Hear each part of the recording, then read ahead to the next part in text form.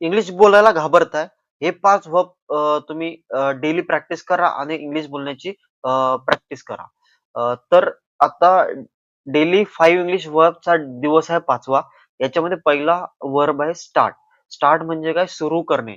Start speaking in English म्हणजे काय? की इंग्रजीत बोलायला सुरुवात करा. प्रॅक्टिस. प्रॅक्टिस म्हणजे काय? सराव करणे. Practice English every day. दररोज इंग्रजीचा सराव करा. तिसरा वर्ब आहे रिमेंबर. रिमेंबर म्हणजे काय? लक्षात ठेवणे. रिमेंबर न्यू वर्ड म्हणजे काय? नवीन शब्द लक्षात ठेवा. चौथा वर्ब आहे वापरणे. वापरणे म्हणजे काय? Use a English in daily life. दैनंदिन जीवनात इंग्रजीचा इंग्रजी वापरा. पाचवा शब्द वर्ब आहे सक्सीड म्हणजे काय? यशस्वी होणे. You will succeed one day. तुम्ही एक दिवस नक्की यशस्वी व्हाल.